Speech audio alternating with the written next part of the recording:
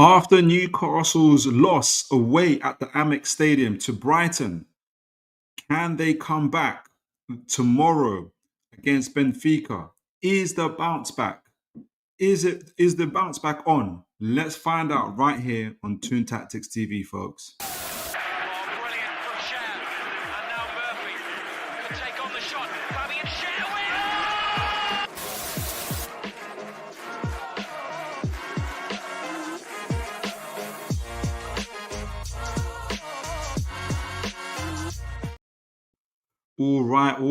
All right, folks. How are you all doing? I hope you guys are blessed, no matter where you are, no matter what you're doing, whether you're going out to work, about to return from work, whether you're listening here in the UK, whether you're in South Africa, in Florida, internationally, wherever you are. Guys, you could have been anywhere in the world, but you're right here with me. And guys, God bless you. Welcome to the show. We're going to be doing a match review for the Brighton game. And we're also going to be doing a match preview for the upcoming Champions League game against Jose Mourinho's Benfica. I'm looking forward to tonight's show because, especially with the Brighton game, I'm not just going to be talking about the game itself. Well, I'm going to talk about the game itself, but also some of the thoughts and ideas I've got in terms of like the medium and long-term future for Newcastle going forward. And so we're going to be kind of bouncing around in a few places, talking about the game, but talking about various other metrics and projections as to where Newcastle could be going on and what we're seeing on the football pitch. And hopefully we've got our amazing guests coming on as well. Mitch is going to come on later, and as always, Bobby Fairview is going to come on later. Obviously, his Chelsea team have previously played Benfica, so it'd be good to get some first-hand experience, knowledge on the team that they played then. But I can't do this without you guys. You guys are always going to give your context, your views, and keep us, keep the show aligned as always. So always amazing to have you guys. Remember to like, share, and subscribe. Good to see people already in the chat. We had a change of date. I wanted to make sure that we've got because it's obviously typically we're on Tuesdays and on Wednesdays and Thursdays, Tuesdays and Thursdays, but I wanted to make sure that we didn't clash with the Champions League game, obviously on Tuesday. I wanted to make sure we had enough time to review the Brighton game because I thought that was important to do, and do the preview for the Benfica game. And on Thursday, do the preview for the Fulham game as well. So I wanted to make sure we were able to capture all of it, as much as we can. Because if we were to do the show on Tuesday, it would be all about the match reaction. It'd be very different. Like, we're doing a match reaction essentially. Like, the Benfica game would have happened. I said, yeah, let me talk about Benfica. Let me talk about Brighton first. We're like, why talk about Brighton? Let's talk about Benfica. So I wanted to capture as many things as possible. And I'm really, really kind of keen to hear what you guys are saying. There's been a lot of stuff online, a lot of conversations with folks. So I'm really keen to get where you're at. But before we start with the review for the Brighton game, already, like I said, we've got a few people in the chats. BT, God bless you. I saw you here from early. Good to see you. Good evening. Let me make sure I put this on actually. Good evening, Philip, and all in the chat. Good evening to you, sir. Good evening to you. Cam, good to see you. God bless you. Or Kamal, excuse me. Sorry, Kamal. I thought it was Cam. Is Cam the same as Kamal? Let me know. I think you are. You've got the same sign, but let me know. Hello, Philip. Hello to you, sir. God bless you. Good to see you, sir. Liam, I'm really keen to see what you thought of the Brighton game and everything else and some of the stuff going on. But keen to hear from all of you as always. Even though, says Liam, trying to hype for Benfica, but the weekend was tough. Midfield looked like strangers. Gaps everywhere. Okay, you ready to tell me? Everywhere. Passing lines broken. Need a major bounce back. I fully agree. BT says Brighton made the most of their opportunities despite less possession. Brighton were more. I agree with that. Brighton were more effective in the final third, which ultimately made the difference. We didn't have enough clear-cut chances. A lot to agree with there. Aaron says, good evening all. Look forward to the game tomorrow. So do I. And Cam Kissam says it's the same. Oh, it is the Kim Cam. Good to see you. Good. God bless you. All right, folks. Like I said, I've I don't know if I got my structure right or anything like that. Essentially, I'm going to be previewing the Brighton game, but I'm also going to kind of be bouncing around with various kind of metrics and conversations that I've seen online and get your thoughts on things. The first thing I want to say though, before I kind of get into it and kind of delve into the preview of the Brighton of the kind of reviewing the Brighton game, my overarching feeling of the Brighton game is I'm disappointed with the result.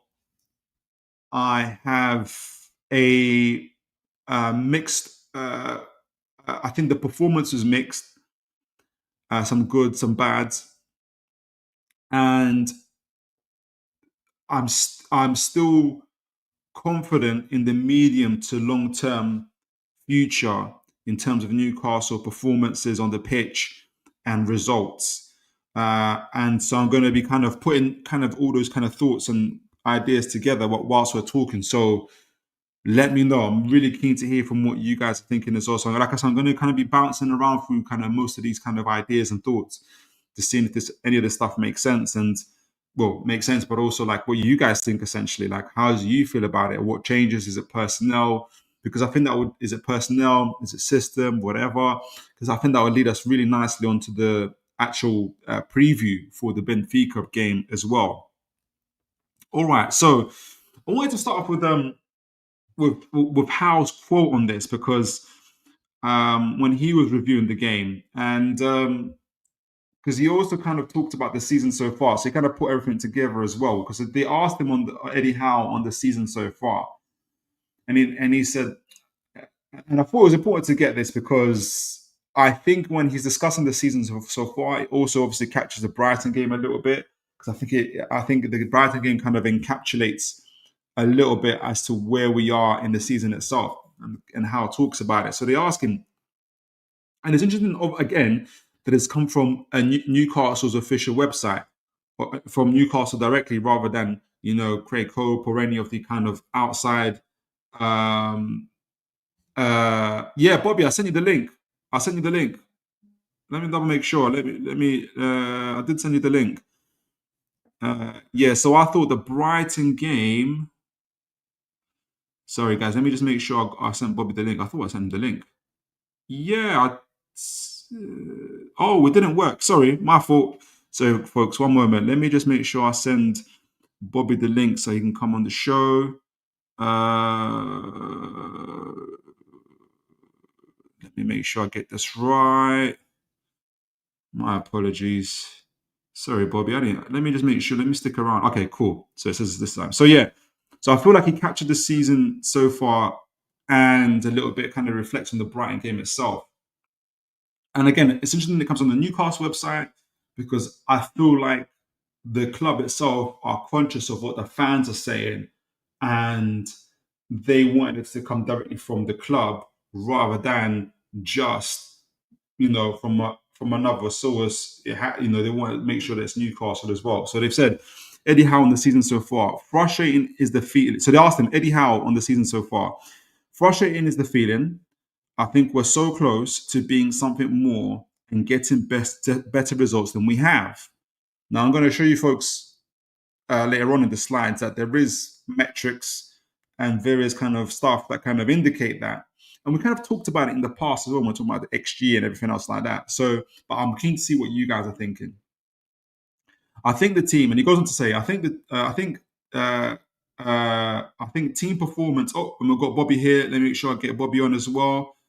And I'll carry on. Welcome, Bobby. Hope you're well, sir. Can you hear us?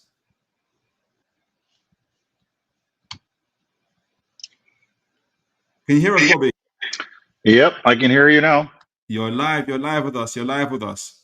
Very good. At least the chat knows that I was not being delinquent. No, Bobby is absolutely prompt with his timing. Absolutely prompt, guys. I'm just reading Howe's statement. I'm getting folks' views on it, like obviously kind of, and saying that it relates to the game that we had. So I'm going to do a review of the Brighton game, but I'm going to be also kind of reviewing our season so far and kind of then going into the Benfica game and everything else. So, and as always, it'd be very, very interesting to hear what you think as well. on what's happening for Sure, Newcastle. absolutely. Big up to everybody. I Big hope you up. all are well. So I'll stay quiet and just hear some of this review of the game on the weekend. Absolutely. Feel free to interject whenever. Please do. Will do. So Eddie goes on to say, I think team performance have been strong. We've been very good defensively, which is true. I think so. Although there was a couple of lapses against Brighton, yes, we're going to talk about that we were punished for. We're working so hard to try and create chances.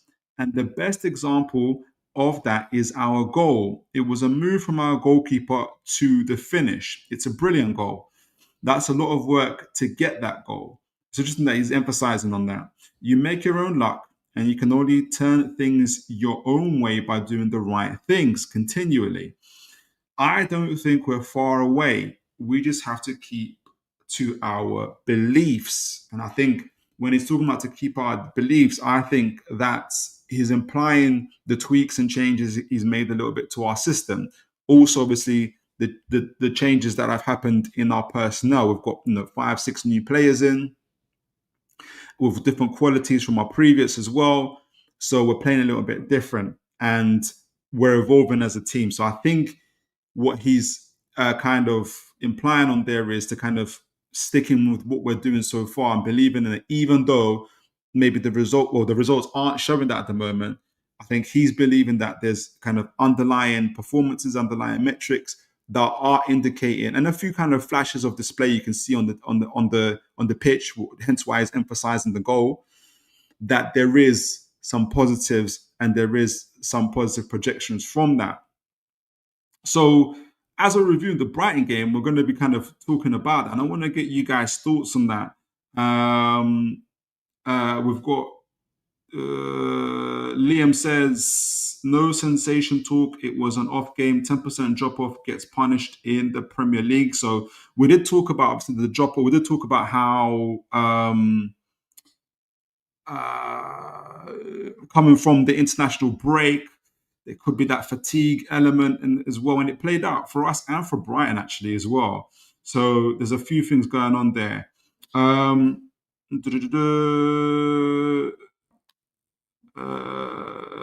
Aaron says we really needed to drop one player deeper and allow the 2-8s to press, stopping us getting played through so easily at times. It was on one pass and they were up against our defense. We're going to talk about that as well because we did talk about in our preview for the Brighton game about how Brighton have previously exploited us, which is us keep as customary. My camera's gone off, but then when we do keep our flat lines in the midfield, defense, and across the forward line, Brighton have previously exposed that by kind of making runs in from deep.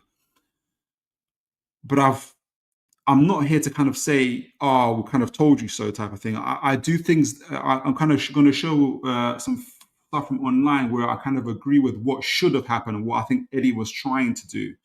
I read one more because I've got tons of slides, and I want to spend a lot of time on actually the tactics board today as well because I'm really keen to hear from Bobby on how Chelsea got along. I watched the game, but I also kind of want to get here.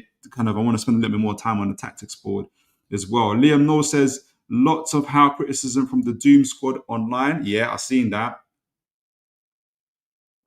Tactical talk, but when the engine of the team is misfiring, you struggle. Not one ball over the top for Elanga. That's down to player decisions. Okay, so we've got those conversations there. All right, so that's Eddie Howe's overall picture. And speaking of the doom monkers, Liam, they might not like this, and I'll get and I'll admit this from the beginning. I don't fully understand what XP is, and I was trying to listen to kind of get the various metrics because behind it. So I'm not going to spend too much time on it. But essentially, what they're saying is that while Newcastle, this is from Ben Spratt, while Newcastle haven't yet been what we'd like them to be, and what he's saying is that if NUFC points by Understat, so Understat is another tactical website. I don't know if you ever used it, Bobby, because I know you're quite. No, I haven't. Yeah, so it's been used before to kind of say while Newcastle haven't yet been what we'd like them to be, Understat still has them fourth for expected points. Interesting. But some may roll their eyes, that's the doom mongers, but it's a pretty good indicator of which teams are good and which teams are not. And that might be interesting for Bobby, because I was going to ask Bobby about, I can hear him already. Comes to Chelsea. Newcastle were fifth last season and did finish fifth. So Understat actually predicted us to finish fifth last season according to the performances where we had. But I won't lie, I try to understand. I was thinking, are they talking about XG? Is it talking about, I think it's a measure of XG as well as other stats, but I'm not quite confident as to what it is. I think only Understat knows it, or not knows it. Like if you're maybe subscribed to Understat. So if anybody here uses Understat or anything like that, if you can explain it to me, I'll be more than happy to use it. And Bobby, I mentioned you because there's and maybe it's a quick snippet of what we mean is that, because I have found it interesting, your review of Chelsea's Forest game, where you guys had the Forest game, and how you were very, very, very lucky. And if people look at the result, they'll say you won 3-0. How is that lucky? If you look at the XG and others, you might say, yeah, you were lucky. But just give us a brief kind of view of that, because it kind of relates to what we're talking about here. Sure. I mean, like I'm happy that you introduced me to that, and I'm actually just looking for my I never thought about performance in that way, undeniable performance. I was tracking it a little bit. I was looking at XGA for this period of time last year, because I felt that Maresca was incredibly lucky at that point in time. And it was clear that teams were underperforming against us, and there was a huge delta. So I guess that's what you're observing from this from this weekend. We were for sure lucky. I mean, we can get into that game, but I just want to focus on Newcastle. Unfortunately, I did not see the game just because of the coverage limitations where I am. It wasn't being carried live, and I guess you all have the same problem in the UK. But what's your overall feeling? I saw some comments in the press about Eddie Howe, being called in and having a chat with the board about performance. Did you hear those rumors? Are they credible? Apparently, they were noted to him. I saw it. Maybe I don't know which journalist it was. I thought it was common. I didn't really dig into it, but you've obviously not heard anything. I haven't heard of it. If anyone in the chat knows, I haven't heard of that. I would have talked about it, but I haven't heard of it. Yeah, I mean, the report that I saw, and I shouldn't mention it if I can't pull up the tweet itself, but we could probably do a search. But you've only had two wins in the league so far, right? Yes. Yeah. So I mean, I think that has got to be concerning, I guess. But what are your feelings? Well, I started with the show talking about it's like just kind of like the Brighton game, but also kind of the wider feeling is for me is that it was a disappointing result, and this kind of captures the rest of the games as well. Disappointing result, a mixed performance, but I feel from looking at kind of underlying stats and metrics kind of going forward, a little bit like this Understat one. But there's others I'm going to talk about, and I'm going to talk a little bit more kind of specifically about the game itself, that indicate to me, at least, and then that's why I'm really keen to hear what the chat are saying, and yourself, is that I do feel like we still have a positive projection going forward. And then kind of alongside what Howe is saying is that they've got to stick to their beliefs, their consistency in terms of their beliefs, and kind of see it through. So, right.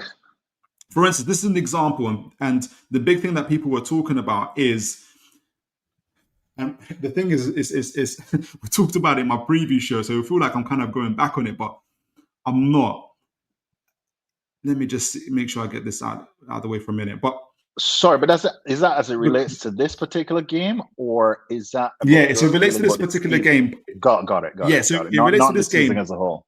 Yeah. Well, it does. So it does relate to the season as a whole as well, because it relates to this game, but we've been using this style for this season, but also previous season as well, where, again, the results haven't been great. And so what people are saying is, and a few people have talked about it already, is that our tactics are not good. Someone's already mentioned in the chat that they're stale. So they're kind of saying to Eddie Howe to change it up, essentially, right? Mm-hmm. And so part of what I'm saying is tactically and metrics wise, I kind of see what Eddie Howe's saying, but maybe hence why I got you, I got the chat. Maybe I just want to see what I want to see. So here's the point.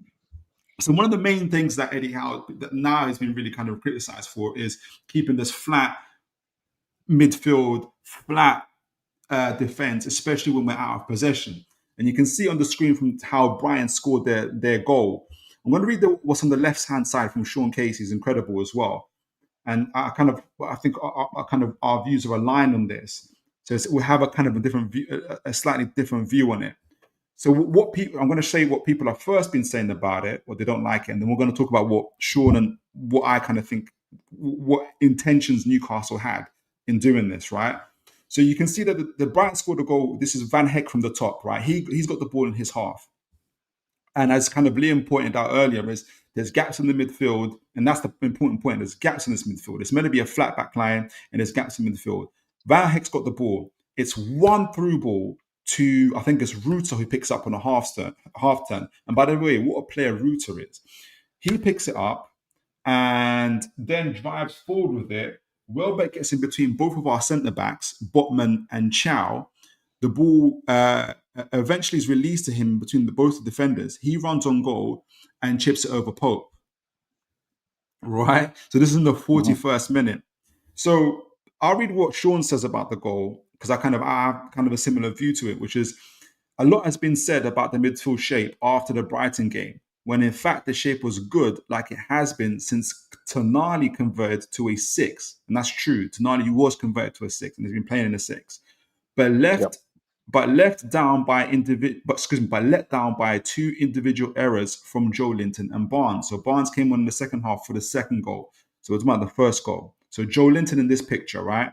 This is first, how do Brighton play? They hold the ball in defense and look to pass through the center circle. If contested, they are one of the best at winning the second ball, right? So what did Howe do? That's what Sean Casey says at the bottom. He asked his midfield three to be very narrow to block the passing lanes to Ayari and Ruta, who are on the other side of who are just behind Tonali, Joe Linton, and Bruno. Right? So midfield to be narrow to block the passing lane to Ayari and Ruta. This worked all but once. And it's true, this is all but once. Tonali clearly shouting at out of position Joe Linton, who doesn't react. So Joe Linton doesn't react, and it goes right behind him. Joe Linton steps in. If Joe Linton, I think it's going to say if, but it says Joe Linton steps in, we transition with a numerical advantage. So essentially, if Joe Linton blocks the passing lane, steps in, and goes towards Van Heck, that move never happens, right? And if we even get the ball back, we then become 2 versus 1 in that scenario, right?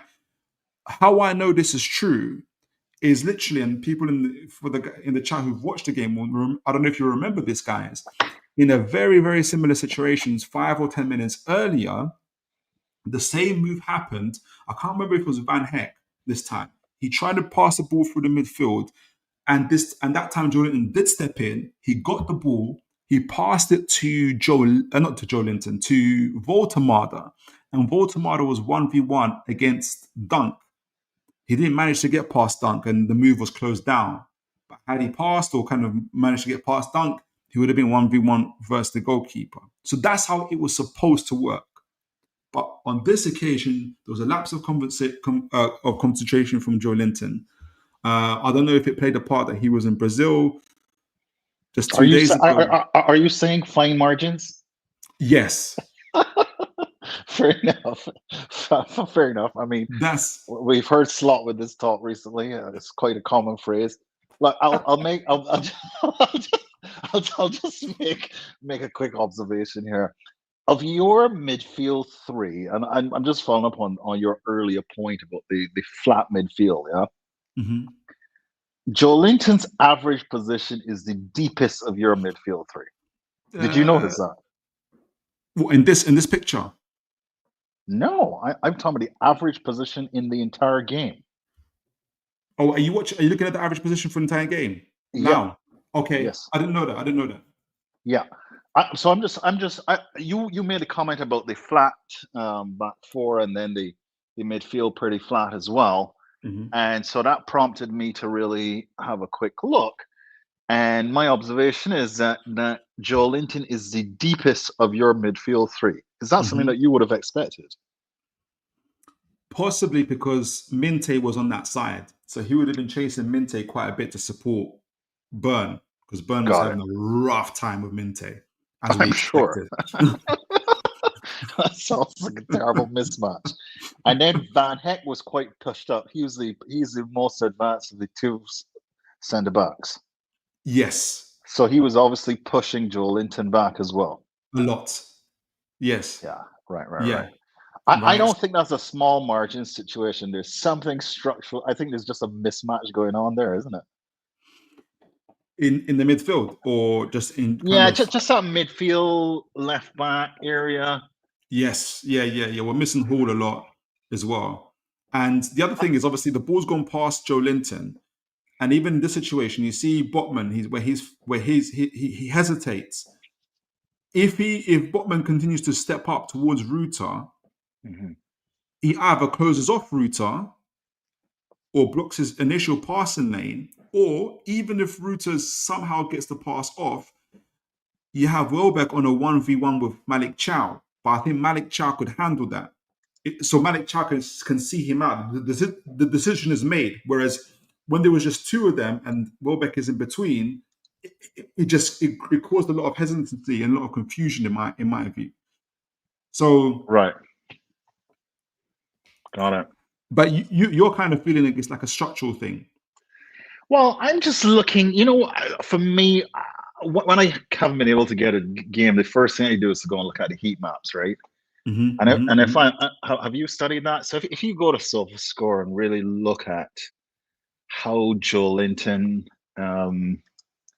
Burn, and Botman were kind of clustered in that back corner there, it's obvious that they were being pushed back. Yeah. So I'm not even sure if there's anything you really could have done about that. Should Joelinton have been on that side with Dan Burn? That's another really interesting question. Because of your midfielders, I don't think that he's the most defensive of the three. Who, Joelinton? Correct. He's our enforcer. So they've all got a mixture of strengths, but his one is that he is our enforcer. Like, he will typically protect the back, whoever's on the left back role. So you would want him supporting Burn with Minted, not Bruno. You would prefer Joelinton to Bruno. Bruno isn't as quick going back. Bruno, we want him further up the pitch. Yeah, got it. Well, that's how it was set up. So, I think you can see Joelinton, though, his average position being pushed back. So you've kind of like got some space on that left-hand side. And it doesn't surprise me that what you... Can you see it? Yeah. Yeah, correct. So you see that it's almost like a little bit between the 10, where you see where Gordon is, and then you've got kind of like this space right through there between the 7 and 8. It's almost like a clear path to goal right through the middle there for Which Ruta, is what happened. Yeah. You can see the problem. You see that space right there between Joelinton and Tonali. There's kind of like an alley there for you to just pepper. What I'll say, though, with average position, so for instance, Joelinton, like, it covers the whole 90 minutes, right? Joelinton played for 45 minutes.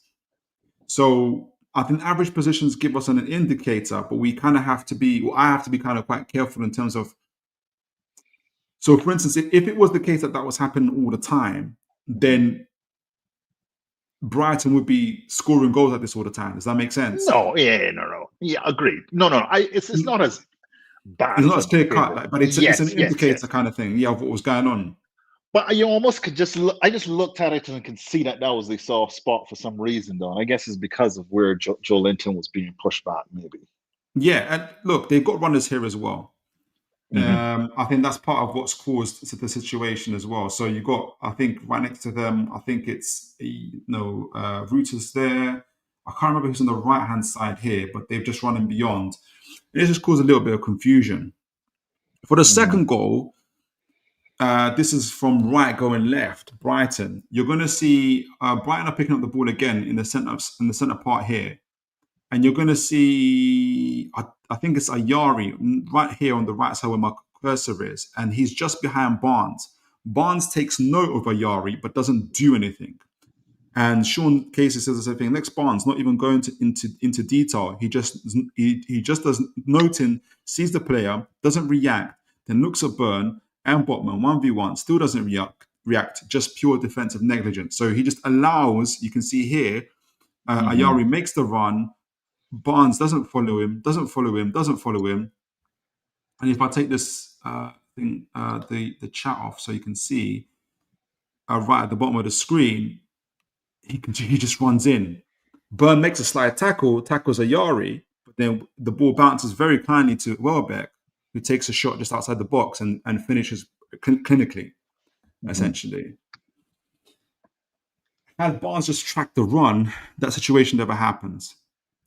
So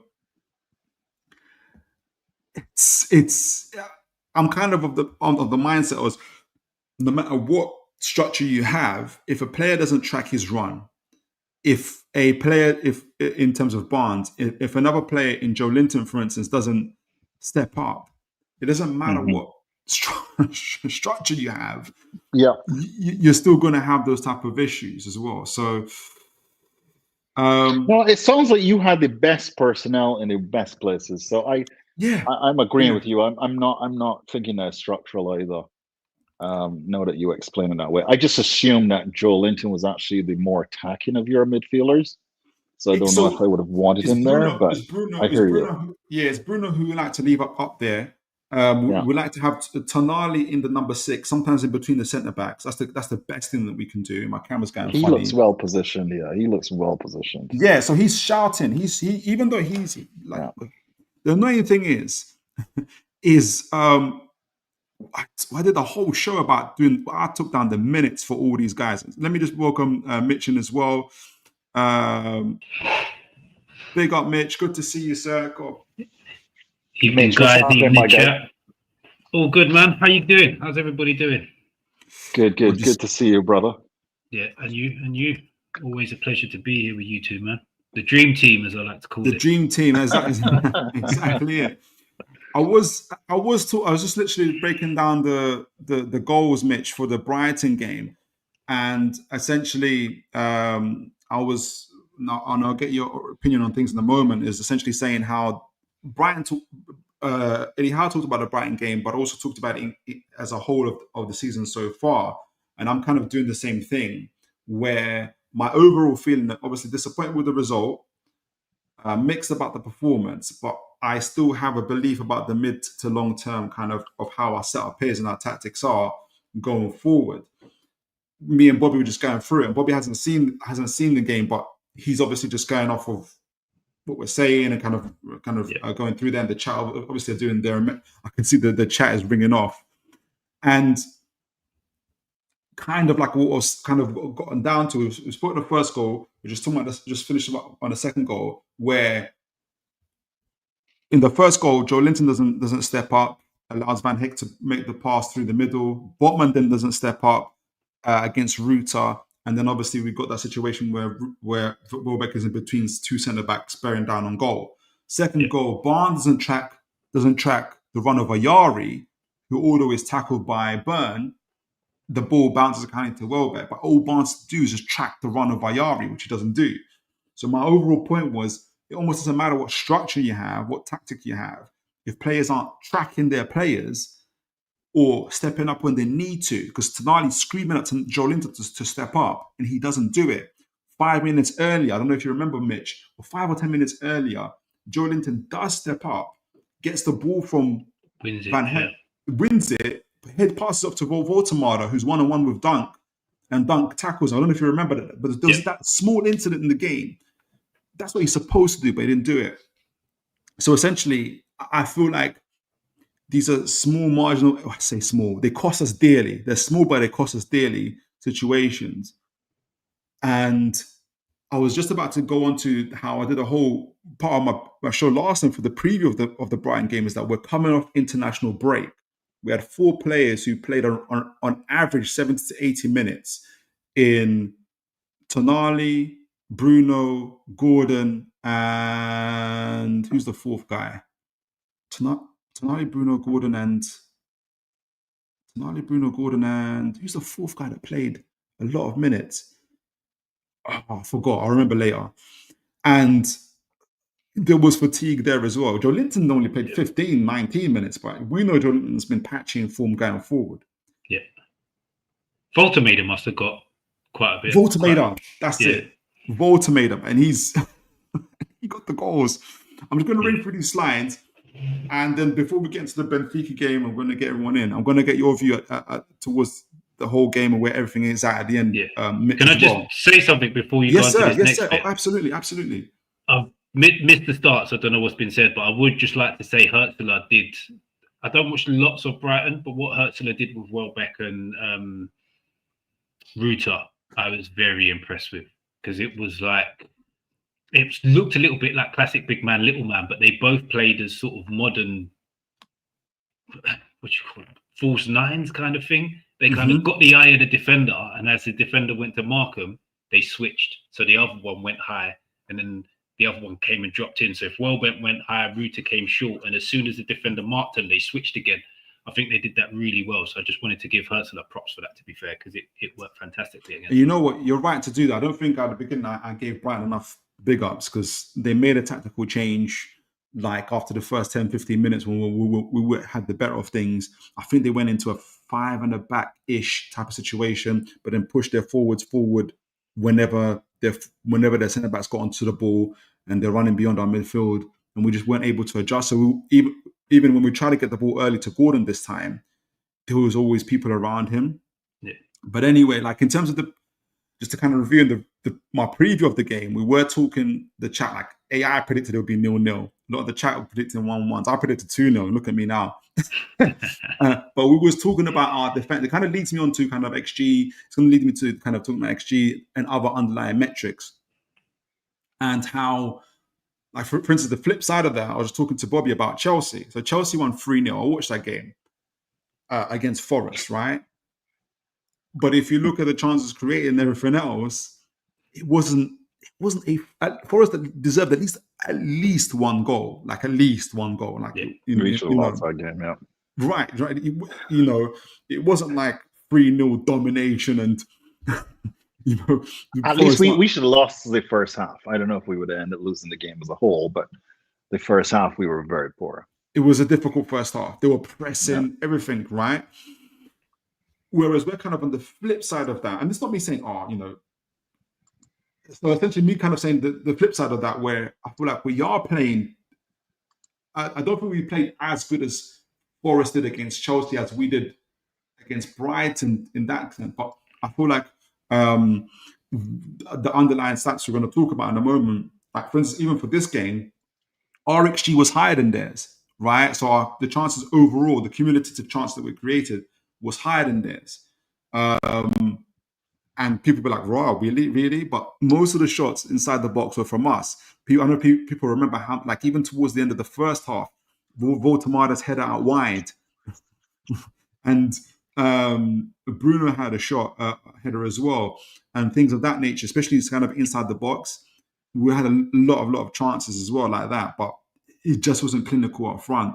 Yeah. So we actually performed a higher XG in this game, which was about 1.4, than we did in our previous games against in the Amex when we drew 1-1, for instance. So it's a bit of some people, and Liam was talking about earlier, like there'll be doom-mongers. I don't know if already people saying that. Just kind of happy clapping. I'm not trying to do that. I'm just trying to say, I'm trying to give us as wide a picture as to what I think is happening anyway. So yeah, we had 1.545 XG. They had 0.91, 16 shots to their 13 shots. Our goalkeeper had to make 3 saves. Their goalkeeper had to make 2. this is us. This is on us in terms of shots inside the box. Actually, you can see it. What people can't see underneath this, if I was to go on SofaScore, there's like at least about 2-3 more kind of circles on top of each other. So we're literally on their 6-yard box, headers, shots, and we're just not getting the rub of the green. If what I'm making it, if what I'm saying is making sense to folks. So I think that's what Eddie Howe is seeing. So I think I'll be more worried, and I'll go to Bobby on this one. I don't know what he thinks about this, but I think I'll be more worried if those shots inside the box are empty, or you're only seeing 1 or 2. I don't know what your thoughts are, Bobby. Where am I kind of? What you mean with the XG? Listen, I actually coming into this game, I felt as though Newcastle's true position in the league was 5th position. So I'm buying into this XG logic that you've sold me in terms of looking at whether or not we are overperforming. I like the way you phrase that. So if it doesn't work out, you'd be like, Phil, you sold me this. Look, you can't argue with math, right? So Right. You have to think there's some credibility there. What I did was to take the XG and net off the goal score. I added a weighting for goals scored. Okay. Right. So and I developed a table that way. So it actually does not surprise me that you're creating chances.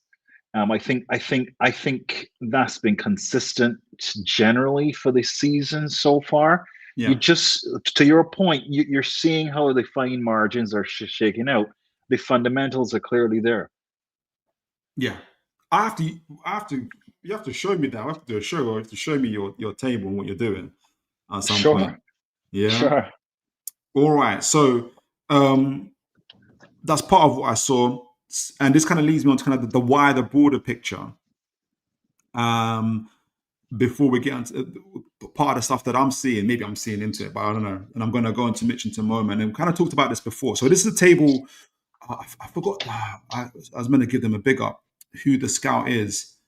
But essentially, it's showing XG conceded per shot on the left-hand side, and on the bottom screen, it says shots conceded per game, right? So essentially, the teams that are on the bottom left, closest to the bottom left, where Arsenal and Newcastle are the teams who are having the fewest shots against them, actual shots, and the fewest expected shots conceded in the XG, right? Mm-hmm. And obviously, the further you get away from that, the worse it is for you, right? So Nottingham Forest are in hell. They concede lots of shots, and there's a high expected XG per shot, so quality of shot. So not only are they, so let me rephrase that. So they're conceding a lot of shots, but they're also conceding a high quality shots, right? So what it's saying is that a team can concede a lot of shots, but those shots could be like outside the box, people taking pot shots, right?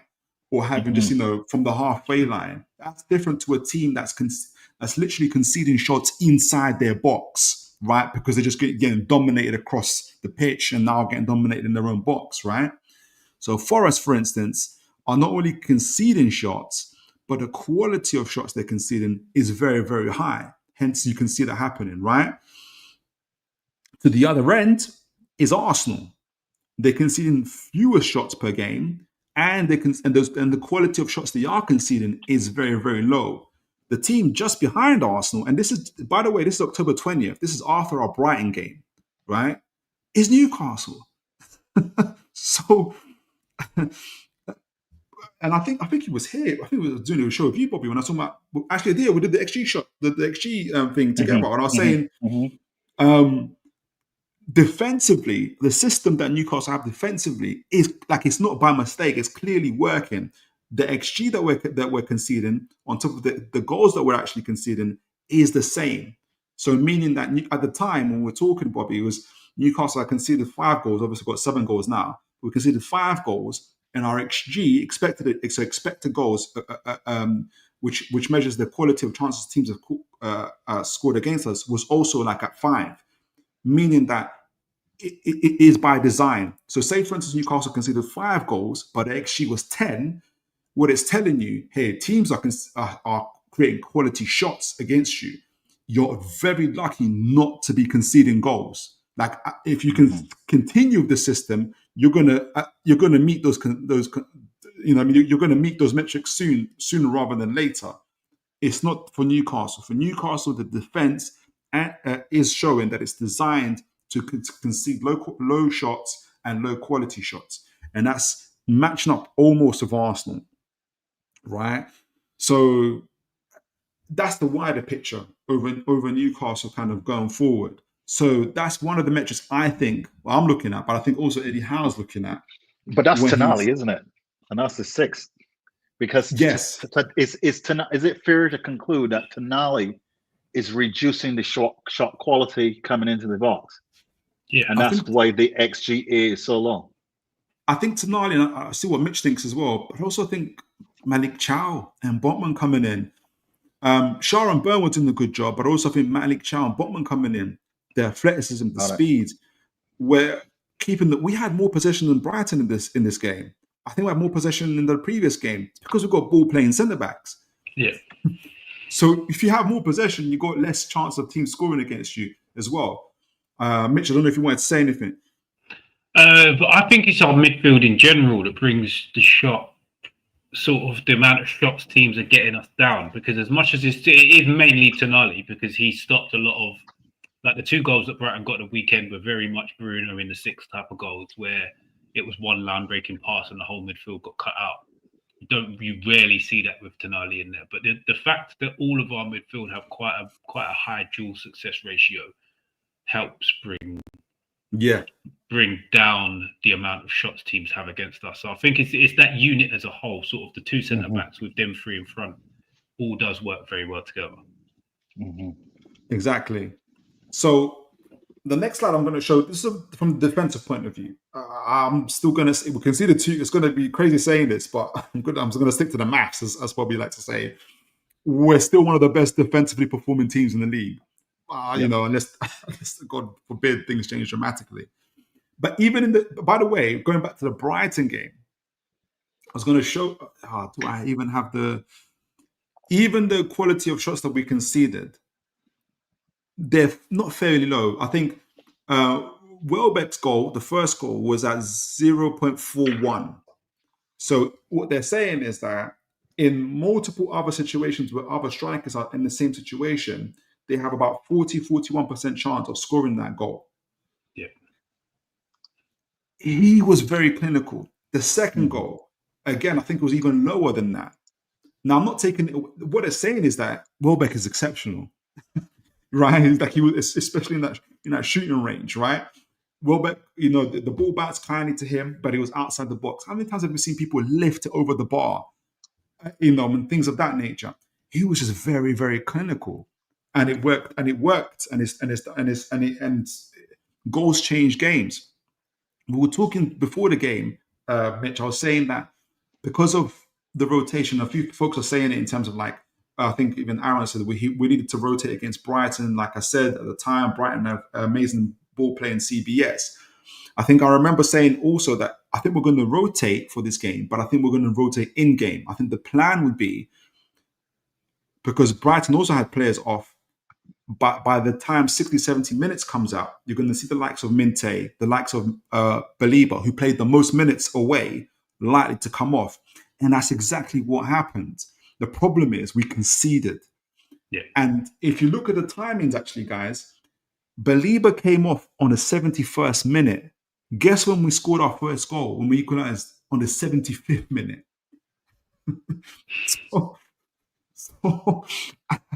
had in the first half, Joelinton steps up and intercepts. We go into the second half on 0-0. The time is wearing down. Baliba and Mente, who played international games, have to be taken off. We have the deeper bench. Because who came on? Bruno sends a through ball through the legs of the defender. Gets off to who? Miley, who then gets the assist for Woltemade. We had the deeper bench. and we were actually the team in ascendancy. I think that was the plan.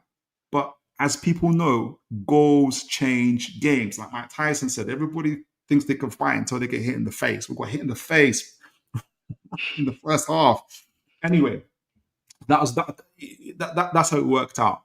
So the next thing I was going to say, I'm going to get into, I'm going to get Bobby's and Mitch's views. Is obviously I'm looking at things from a defensive angle here. So defensively very sound, but also attacking wise. Now, this is not me saying that Newcastle are Chelsea level, Arsenal level, Liverpool level of attacking, but this is another indicator that I'm talking about. So I think this is Mossman Analytics, who I enjoy watching, kind of getting his stuff as well. He has some interesting, I don't know how he gets this, how he puts it together. But essentially this is scouting data, again, from the 20th of October. So this is after the Brighton game, right? So on the, again, scales, X and Y axis, right? So on the left, he has attacking penalty area, touches plus shots per 90. And let me take off the chat because I can't see what I'm looking at. Area per 90. And then passes received per 90. So what he's trying to measure, and you can see in circles here, is on this scale, where would these forwards rank? Are they really attacking? And also how often are chances created for them? So for instance, Haaland, you can see right at the top here, like by himself, right? That's Haaland, right? He's the best in just even creating chances for himself, right? And at shooting and what he's getting from it. He just stands out by himself. And what Mossman does is with these circles, he kind of isolates 3 different types of attackers. The first one here is isolated to the final phase. So these are players who don't often, who chances for them are limited. So the team creates limited chances for them. So Richarlison for Tottenham. You see how Tottenham are feeling about their strikers at the moment, their situation. Rodrigo Muniz, Victor Gyökeres. We'll ask FaZe about that a little bit later. Isidore from Sunderland, Mateta from Crystal Palace, isolated to the final phase. They're still able to get shots off, right? But it's like stuff they have to create themselves. I'm going to go to the one in the middle of the minute. That's what Woltemade is. On the right is Jupiter, so high gravitational pull. I don't know why he calls it Jupiter. I don't know if Bobby knows because he's good at these maths. I have no clue. No, because Jupiter has a high gravitational pull. Oh, okay. It just means they basically players that pull the ball towards them quite a lot. Right. Mateus Cunha and Ekitike. So not only are they getting relatively good shots off as well, but they're also, they're strikers that drop in deep, they collect the ball, they run with it. It makes sense. Ekitike and Cunha. The strikers who are the platonic ideal modern centre forward, who are not only getting shots off themselves, but are also receiving passes from their team, so who are used the most are Woltemade, Isak. I think this is Isak before Liverpool. It has to be Isak before Liverpool. Sure. Right? And I can't see who the player is underneath that. I can't even see who that player is underneath them. That's what I was trying to think. It ends in ON. I can't think. In ON. I don't know who that is. I don't know who that is. But my point is, essentially, is that when it comes to attacking a penalty area and touches in the penalty area and shots per minute per 90, Woltemade is up there with the best of them. And to add to that, passes received in the 90 minutes, he's not only getting shots and attacks in the 90 minutes, but he's highly used by the team. He's getting the ball from the team as well. I don't know if people saw a quote from Woltemade after the Brighton game. He himself says, I love playing for the team. They use me a lot. I get a lot of passes. They know how to create for me. I bring this up for 2 reasons. How Newcastle are creating chances. We know this because the metrics say it, but also the striker is saying, hey, they're using me pretty well. because I've seen a few things online. I know online's online, but folks are saying we don't know how to use Woltemade, and Woltemade saying, nah, I am like this. It's not bad. It's pretty good here. He got 3 shots against Brighton. He typically gets those shots, which is good for a striker going forward, and to be able to get 3 shots during the game. I think against Forest he had 4, right? So he ideally he's able to attack the penalty area, and he's able to get touches in the penalty box. He's able to get shots off, and he's being used by the teams getting passes in as well. So, what in overall, defensively and attacking wise, I feel like there's some underlying stats that kind of bear out that there are positives to take from that. There is a system that is. I'm not saying it's like perfect by any means. Like clearly, we're like 12th in the league, right? Something's going wrong, but there are things to suggest that it's not all doom and gloom. I'll go to Mitch to see what he thinks about all of this so far, and then I'll get Bobby's thoughts as well before we go on to the Benfica game. Mitch, what are you saying? What's like listening to all of this in general? What's your thoughts on all of this? For me, it feels like the final few bits need to fall into place for us to be a very, very good football team, because we're defending well, we're creating a decent amount of chances, but I also feel that it is only really one person who looks like they're going to score at the minute. Yeah. On a consistent basis. Yeah. And the thing that needs to click is 1 or 2 of the wingers need to start looking a threat, whether any 2 of the 4. For me, the 2 most threatening look to be Harvey Barnes and Jacob Murphy, weirdly enough. And we just need to look more big surprise. Big surprise. Yeah. Yeah. The 2 guys that don't care about anything else other than putting numbers on the board. So we just need to figure out what the best pattern is. I'm also kind of in the boat of, as much as I love Joe Linton, I've been saying this for a little while, it's time to upgrade that technical ceiling. And watching Lewis Miley from halftime on Saturday made me feel like this kid feels ready now. Even Ramsey. Yeah. It feels like it's time to try something else in there. I love Joe Linton to bits. He covers so much ground, makes us so much more versatile with the formations we can play throughout games. But going forward, I think like too much of the load is on Bruno a lot of the time. And we need someone else who's going to be able to do a little bit in there. And I feel like Miley might be the one up the players there. I've just figured out under Nick Woltemade, that's Eva Nilsson as well, by the way. Where is it? Oh, Eva Nilsson. Okay, that makes sense for Bournemouth. Yeah, that makes sense. Good catch there, Bobby. We're two hopeless Newcastle fans. You don't care. Like, what's your thoughts from a detached, discompassionate? I can see you straining to try to make the case. Like you're definitely scratching over at 3 points. Look, I think Mitch makes the point, which is that you need contributions from others. Yes, you could not have gotten more from Woltemade. No, right? I mean, you kind of thought that he would have worked out the way he has. I mean, in this game, he had probably more shots than normal. I think he had something like 4, so he was back to his Bundesliga kind of shot conversion rate, not his usual 1 and 2 that we've seen throughout the season. But he's doing his job. So the question becomes, what's been going on with Gordon? Elanga doesn't surprise me. You know, my view has always been that was a downgrade. Okay. I prefer execution over running. Okay. So that doesn't surprise me. I think that was a look. You've got to get him perking though, because I think with Nick, because Nick is not necessarily the fastest, you probably do need those legs on either side of him. So I kind of get why you're doing that, but you're losing that finishing, that decisiveness at the end, and I think that's probably the small margins, right? Because Murphy can get down that end there and put something on a sixpence, and a striker just sticks out a leg and it's in.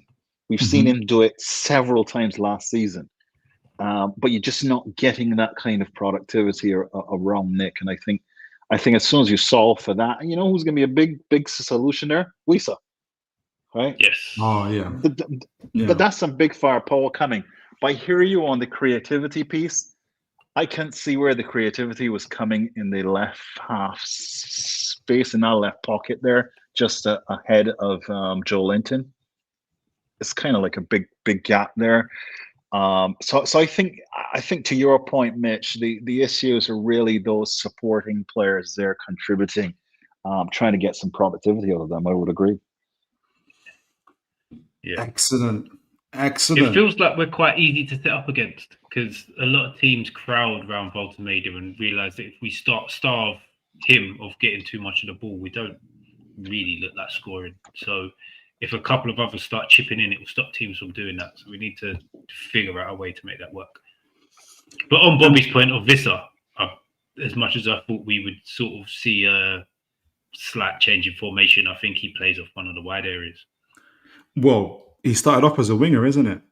Yeah. And I think Elanga better buck his ideas up because Wissa doesn't play around. I think he got the best of both worlds of Jacob Murphy and Elanga in terms of pace and decisiveness in the final third. So you can imagine Woltemade and Wissa building a really, really good relationship. So we'll see. And speaking of conversion rates, guys, please do remember to like, share, and subscribe. You always do. I always say Haaland conversion rates, but as Bobby pointed out to me today, I think Woltemade's conversion rate is like 42%. Right? Best in the league. Yeah, best in the league. So it's not even Haaland anymore. Guys, I want those Woltemade conversion rates in the chat, as we always do. So please do hit those like buttons, like, share, and subscribe. So with all of that said, I'm going to just kind of summarize things. It was a mix kind of obviously disappointed with the result for Brighton, mixed performances up and down. And for me at least, and as I'm scratching around, but for me at least, I do feel that there's some metrics, some things to say from the medium to long term. There are some positive. It doesn't mean that, hey, we're okay as we are. Let's not make any changes. As you guys will see when we do the tactics board, I certainly made some changes in some players as well. But I do think that what we're doing so far, to a degree, is working. I think it's more of a personnel change, if anything. Right. So speaking of personnel changes, we're going to go to the Benfica game.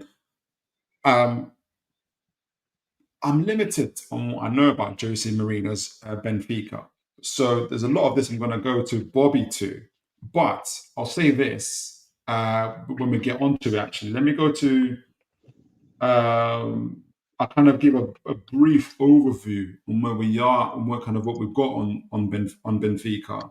And I did do a little bit of a scan report I saw someone do on the Benfica game and see what Bobby thinks. But so far this season, they've played 8 games in the Portuguese league. They're unbeaten. They've won 5. They drew 3. You've got a +9 goal difference, 13 goals scored, 4 conceded. Without me acting too snobbish, I have really little time for Portuguese league. This stage, I'm sorry. I'm so sorry. I'm so sorry. That's okay. But that was a Chinks comment. That that's true. Actually, that's true. That's true. I do feel. Speaking of Chinks, I feel like Victor Gyökeres has proven the point a little bit. Yes. Right. Yes. For someone to score that many goals in a league and come over here and what he got 3 in 10 or whatever the hell he's got. 3 in 10, and look what he's doing. Just, I don't care what anybody says. His first touch, his touch to get away from is awful. I personally think I'm going off on a tangent here, but I feel like the Arsenal players are almost passing to him reluctantly. Like, wait till Havertz comes back. I think we're going to have a very interesting time at Arsenal. But anyway, Portuguese league. But there are a couple of players I'm going to talk to Bobby about and others that actually Newcastle have looked at, especially the 2 centre backs, Antonio Silva and Mr. Thomas Arujo, who have got some talent that we're going to talk about. But anyway, I'm undefeated in the Portuguese league. Their only loss so far in the last 10 games or so, interestingly, again, against it comes outside of the Portuguese league, surprise, surprise, Chelsea, and against Karabag. I don't even know, I can't remember what country Karabag are in. Karabag has been doing pretty good, haven't they? Yeah, but you guys played them before. In the Conference League, yeah. And we knocked the stuffings out of them, so I don't know what they're doing in the Champions League. Yeah.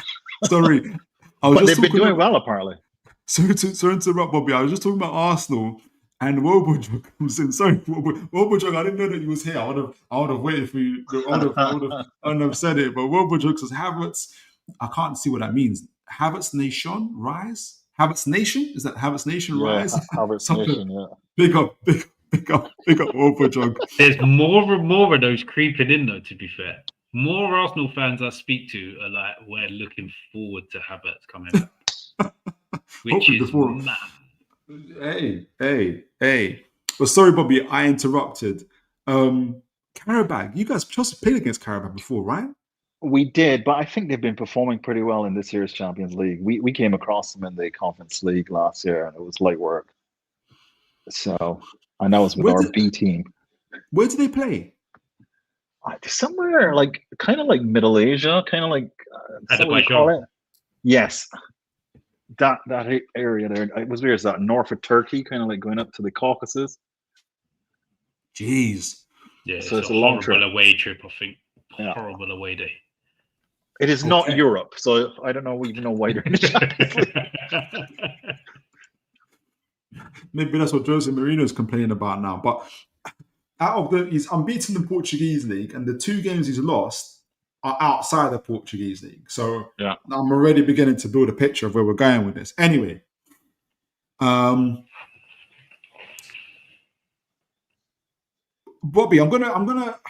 I briefly saw this tactical breakdown for the Chelsea game, and I'm gonna get your whole kind of perspective on things in general. But essentially, what the person was saying, I forgot the gentleman's name. Actually, I did have his name. I want to big him up before I continue.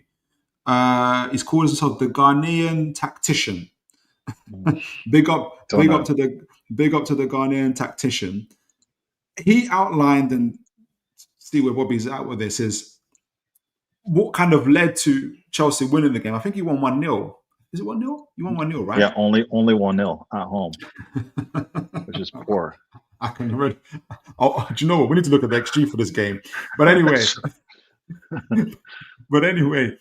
What he said is that what led to the goal wasn't by accident. So Chelsea had this way of playing where Jose Mourinho's team out of possession were 4-5-1 or 5-4-1 against Chelsea. And what Chelsea did was actually on purpose narrow the midfield. So as always, the inverted fullbacks in Cucurella, and I think it's Gusto on the other side, with Caicedo, I think, dropping in between the 2 centre-backs. They really narrowed and congested the midfield as well, with their 2 number 8s, Enzo Fernandez. I can't see who that is on the right. But then they will have their wingers, and Bobby will know who that is on the far right over there, and you out of shot on the screen here on the left, stretching the pitch. So by narrowing the midfield... Should have been Garnacho, yeah. Garnacho, okay. So by narrowing the midfield, it forced Benfica to contract as well, and it allowed space on the wide end, on the flanks for Chelsea. So I think how the goal came on the right. The ball was passed over to that right, and I think it was a long ball over the top. Garnacho got onto the far post, hit the ball across the box, and I think it was an own goal, wasn't it? So. So by design, Chelsea were playing like this essentially. So, but I mentioned that to say this is that obviously Chelsea and Newcastle play differently. But I mentioned it to say this. This is partly how Jose Mourinho's team are playing, especially in Europe. I think in Portuguese league it's a little bit more different. But they'll be playing. Obviously, the Jose Mourinho team being very, very pragmatic. Chelsea are playing with these 2, especially kind of in possession with the 2 centre backs together. Caicedo again in kind of forming this diamond shape, and when Benfica were in that 4-5-1, sometimes a 4-1-1 formation, how Chelsea kind of build out the play, they'll form these triangles at the back, again, a little bit of width on the side with their fullbacks, with the 2-8s dropping in, as well as their forward. So at all times, they're either outnumbering the Benfica in different phases, or at least matching them. So they were able to play out from the back fairly easily. I'll see what Bobby thinks about that. And kind of that's what led to kind of them kind of progressing the ball forward. So some ideas about how to kind of break down Benfica and where things are going. And yeah, again, from the width, you see the guys on the flanks there. We talked about Mr. Gordon. We talked about Elanga. But Chelsea, what I have to say this about Chelsea is they worked really hard to be able to isolate their wingers against their fullbacks. And I thought that was pretty good in terms of it's by design what they did. And again, you can see Cucurella joining Cucurella, and I don't know who this is on the right. Just looking at that really pissed me off. Like, why is Cucurella there? Like, it just drives me bananas, bro. Take it away, Bobby. Take it away. Take it away. Take it away. That drives me bonkers, man. No, but you see, the problem is that Garnacho doesn't have the pace, right? So there's no point having him isolated with a fullback. That's not ending in anything.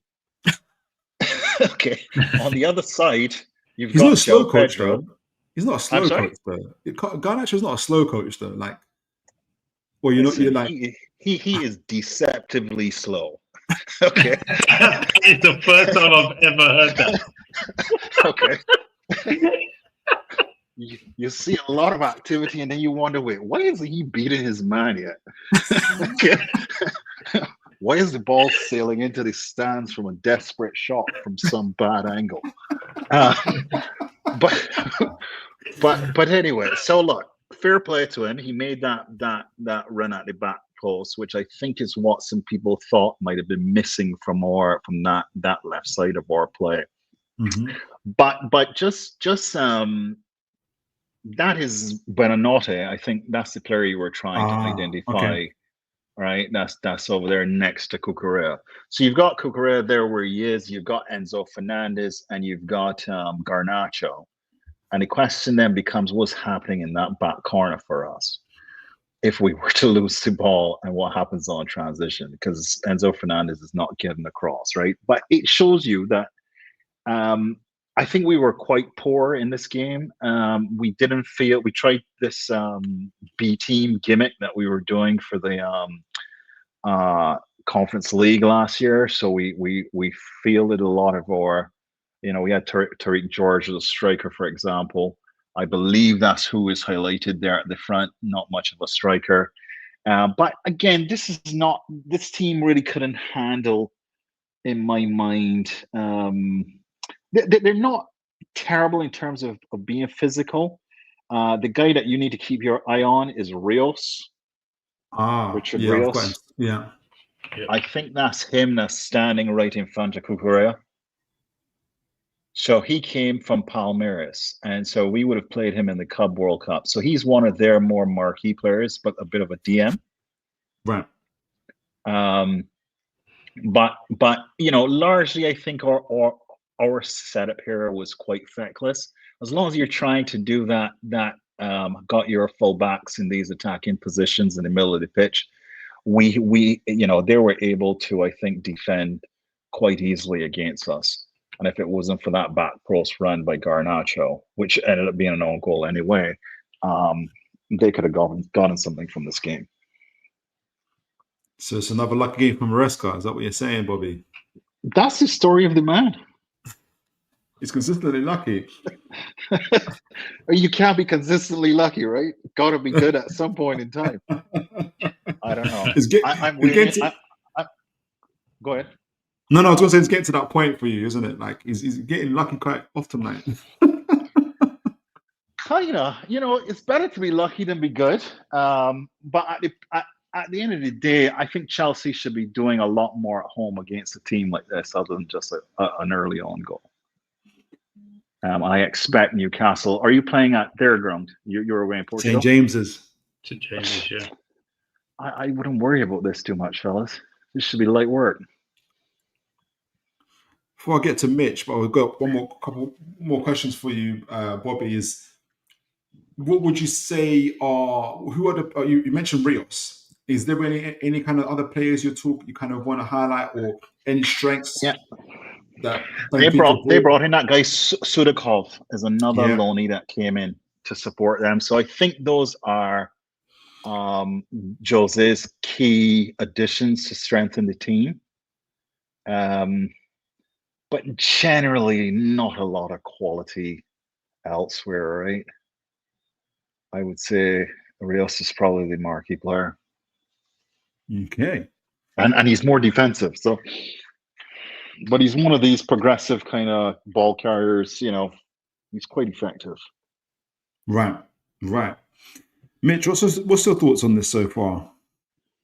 Looking at the images I've seen so far, it looks like they do play quite a lot like a typical Jose team that try and force you out wide and try and make you do something from there. I think that plays into our hands regardless of which one of our wingers would play. I think if we can get our wingers one-on-one with their fullbacks, it could be a problem for them pretty much all night, because whether it's Gordon, Ilanga, Barnes or Murphy, I think they'll have both of their fullbacks on toast most of the night, which will lead to a few goals.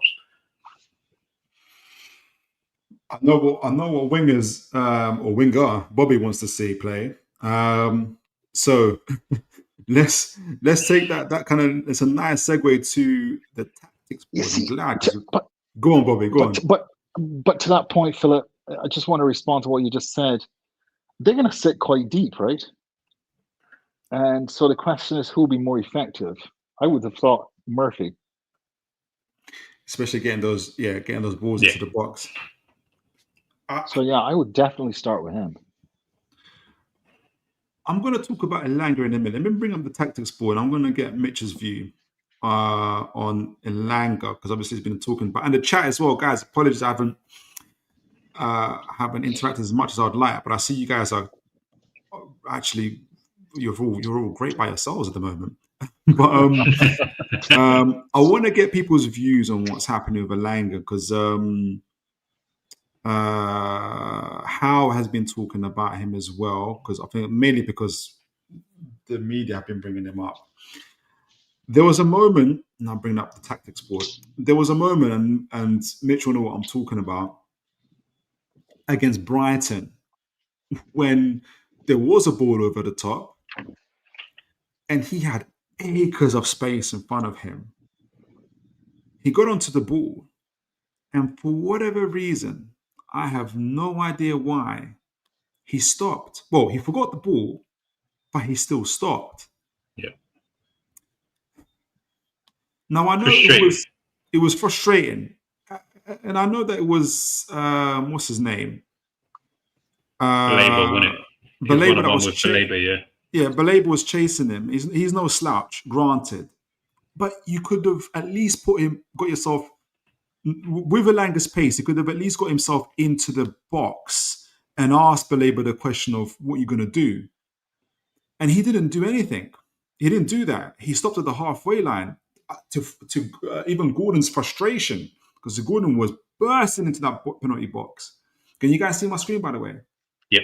Yes. Right. So, Mitch, before I get into it, I mean, like, what's your thoughts on what's happening with Ilanga? And yeah, where are you at with it? He just looks, the last few games, he's just looked low on confidence. Like the last few games for us, he has. He came off the bench for Sweden in their second game and looked very good. That created a few chances, put some very dangerous crosses into the box. I just don't get what's happened to him with us. I don't know. Yeah, it's confusing, because he was decent the first few games, didn't really get any goals or assists. He's been good in both Champions League games. He's looked a threat when he's one-on-one with his man. But the last two games for us, he's probably been our worst player in both games, because his touch has been off. Even when he's got his man one-on-one, he just seems to run straight into him. His crossing into the box has been pretty dreadful. So, yes, it's a very confusing one. And it feels like he needs to be taken out the firing line before it becomes an issue with the fans in the stadium on the night, rather than it getting to the point where if he plays tomorrow and has a similar kind of game, you could see the fans turning on him a little bit if we're not winning the game, because it is quite frustrating to watch. Not that I'm advocating for that. I'm never a guy to turn on players and stuff like that. You can see it happening. You can see it happening. Fans are fickle. It's just that kind of thing. That's kind of what fans get to do it, and a couple people start doing it, and then more start doing it, and it becomes a bit of a problem. Yeah, I agree. Speaking of the firing line, I'm going to get Mitch's view on this, on who he thinks should be starting. I'm just going to quickly kind of explain what you guys are seeing for the chat. So I got the average positions for Benfica in their last game against Chavez. They won that game 2-0. And they had Mr. Arujo and Mr. Silva here in the obviously kind of by themselves as the two fullbacks together. Both are really, really good on the ball. And for the folks that would have, especially on Mr. Silva, I did the scout report on him. I feel like I did one on Thomas Arujo, but I can't remember it. But they're really good ball-playing centre backs. And so I'm not surprised they do that. They like to have Mr. Barranquilla. I don't know if he played against Chelsea. Barranquilla, sometimes he's number 6. Did he play? I don't think so. Let me check here. Yes, he did. He did, yeah. So he also played against Chavez as well as Chelsea. And he'll drop in. He'll drop in when the others attack in here. He'll drop in, allow the fullbacks to split up like this as well. So allow them to play the ball out from the back as well. Or obviously to screen the centre-backs when so as to make sure they don't get caught in transition. They use their fullbacks, obviously, Dedic and Dahl, to try and give them the numerical advantage at different phases of play, whether they're playing the ball out from the back here. Let me hide this. Whether they're playing the ball out from the back here, so they'll kind of, let me take that off. So they'll be able to outnumber their opponents here, or push up even further and add further kind of attack here. You can then see them getting into a 4 here. Let me take this off. Delete that. Kind of add the numerical advantage in this part of the midfield. And if they're really feeling themselves, they'll push up even further here to add further numerical advantage for their opponents. Now, if you're a Newcastle fan, you can imagine, look at all the space that they've left behind in these areas. And would they dare do that against Newcastle at St. James's Park? I have my doubts about that. But that is a big part of how they play their fullbacks, especially in Portugal. They will drop into a 4-5-1 or a 4-5-1 or a 5-4-1, depending on how the game goes, or a 4-1-1 if they're in the mid block in the game itself. So I think is Rios on the left side of the midfield or the right, but Rios Arsneas, I think his name is, who will be attacking more, sometimes on the left. He'll kind of float in between here, support with the attack, or join in. Support with the defending or support on the attack. Typically on the left. I think his heat map against Chavez was towards the left. I would assume that allows Sudakov. Sudakov played against Chelsea, didn't he? Yes, he did. He did, yeah. How was Sudakov used? Do you remember? Was it because on the heat map against Chavez, he'll come in from here, kind of like this? Yeah, I mean, nothing concerning. You really weren't impressed. This is one dead game, man. No, yeah, they weren't a threat. Like, it was a really boring game. They weren't a threat at all, but they were sitting back and doing the Jose Mourinho thing. So that would always kill a game. That would always kill a game. And obviously their centre forward, Pavlidis, is always linked to us, but I'm always praying that we don't get him. I'm not overly like whatever. But he kind of strikes me as a target man. I don't know if that was a situation you felt for him at Chelsea, but no, not really. Luki Bacchio. I don't know if that's not how you pronounce it. Yes, Belgian. I could have. He's also him. So there were 3 players, and he is the 3rd that Jose brought in. Right. He played against Chavez as well, but I couldn't find him on thingy on here, for instance. I couldn't find him on here, but he probably does play. Yeah, he probably plays instead of Arsness or whatnot. So he's going to be up against Don Byrne up in that corner, right? Who? Look at Well, that question leads me on to the starting lineup, and I'm going to go to Mitch in a moment. So I've gone for, speaking of changes, let me see this. So I have gone for, let me make it a little bit more clearer because then folks might not be able to see it. Let me push these guys back. So Sudakov, Pavlidis. So Woltemade, who I think is playing a lot of games, but so I think he will be rotated at some point in the game. But Woltemade, Gordon, and Murphy as a front three, with a midfield of Miley, Bruno, and Ramsey, and a back four of Kraft, Chow, Botman, and Trippier on the left of our midfield instead of Byrne, and Kraft as right back. So part of my thoughts initially is we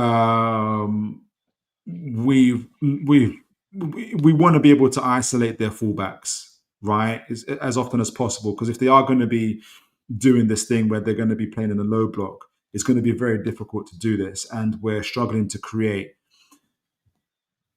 Trippier obviously is a right back having to play a left back, but is he a right back playing a left back better than Byrne a left back? Are we going to need Byrne against Barrero and Dedic? I don't know enough about them to be able to say otherwise, but I think in order to have some sort of creativity down that left, we have to put Trippier here. The other thing I was going to, maybe I'll get to Mitch in a moment, is with Ramsey playing, because Howe still might opt to keep Byrne here. With Ramsey playing, he has a chemistry of Gordon. They've played together for the England 21 successfully, by the way. Scored goals together and assisted to each other. They have a really good chemistry. There's articles talking about it. I've done reviews on the show.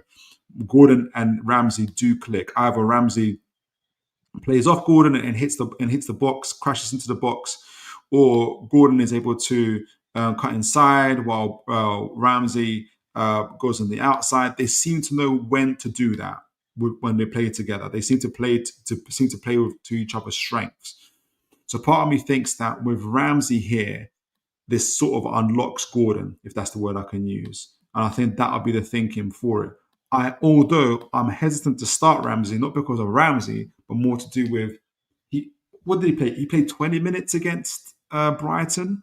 So how fit is he to start? I don't know.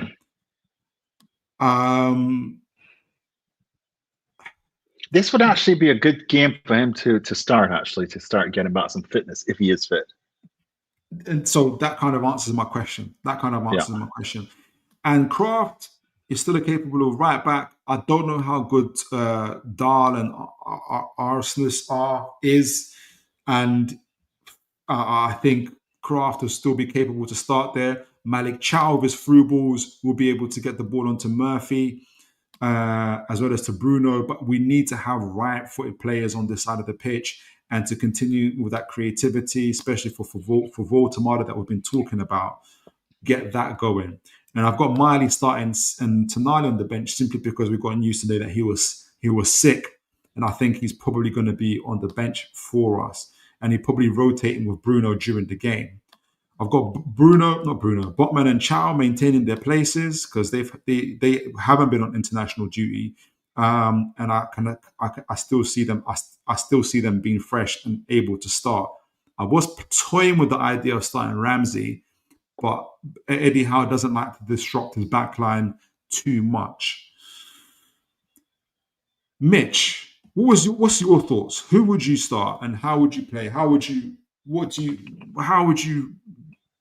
want Newcastle to approach this game? Where do you see us kind of breaking the teams down and hopefully getting a victory? I've kind of toyed with everything you've done here a little bit, but I just think it's too many changes for Eddie Howe to make over a couple of days. He doesn't tend to make that many changes. I love the back four is kind of what was going through my head after the game on Saturday, because it just doesn't seem to be working in our fullback areas, going either forwards or backwards that well at the minute. So I would quite like to see a change there. Agree, Miley's got to come in if Tonali's out. If Tonali plays, I think it should still be Miley. And then I think depends on Joe Linton's fitness. I think it's not too long before we see him potentially have a little return to the left-hand side. So you see Joe Linton starting over Ramsey? I actually think Joe Linton would start over Gordon. What on the left here? Yeah. Okay. Go on. Tell us. Yeah. If Tonali's fit, it would be Ramsey out for Tonali. If not, I think we see this. So you see Ramsey still stays centre. Joe Linton comes out here, I think. I think we see that if Tonali's out. Not Barnes. Nah, I don't think there's something in me that doesn't think he trusts him at all. He just doesn't seem to, regardless of the form Gordon's in, whether he's playing well or not playing well whatsoever, Barnes just seems to be only a last resort off the bench type of thing. He doesn't seem to trust him whatsoever. It confuses me, and I'm not sure why. I think he'd be perfect with Woltemade because he loves that little 1-2. Very much so. But Mitch, is that a current season thing? Because I thought he started him even ahead of Gordon in some instances last season. It's very, very rare he drops Gordon and then Barnes starts, to be fair. Gordon's either normally injured or suspended when Barnes is playing. Because I'm talking about at the end of the season, I just remember Barnes actually getting a few nods ahead of Gordon. So I'm surprised by that. I was wondering if it was a new thing. No, I think it's been going on for a while because Gordon got sent off just before the cup final, so he missed them games. Liverpool. So Barnes would have come in for them. Yeah. And then he kept his place. Remember that? Remember he kept his place? I don't think he did too far after the final, to be honest. I think he stuck with the final team for a couple of games and then switched it back. There was a game we must have lost that he did that. Was it? So we lost against Liverpool. Then we played. He did keep his... When did he come back? What game did he come back for? He came back for... I forgot what game it is. I do think, though, he does trust Barnes. I think, obviously, he rates Gordon better. And I think he thinks that we could utilize Gordon better. Well, I think we could utilize Gordon better. The first 10, 15 minutes against Brighton were really good, really sharp. But we just couldn't find a way to unlock him. I do think Ramsey is the key to that. The problem with Joe Linton is that he's not an advanced. He's not a left winger. He's not even a 10. He's very defensive, and especially when I can imagine this part of the pitch being very congested. Mm-hmm. Because Rios is going to fall back in that corner.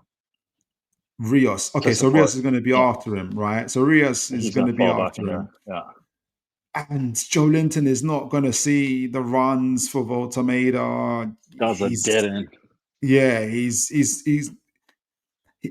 I just don't see that part of him work. Let me know what's your thoughts about him, Mitch, in this situation. Like, what do you see Joe Linton doing? Like, obviously, I can imagine Ramsey maybe going on the outside or Joe Linton going on the outside. What are you kind of?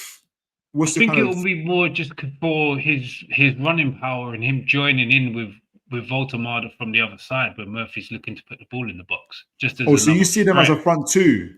Not as a front. He will start off from wide, but I think we'll attack more down the right, and he'll be using Joe Linton as a box crasher from wide. Oh, okay.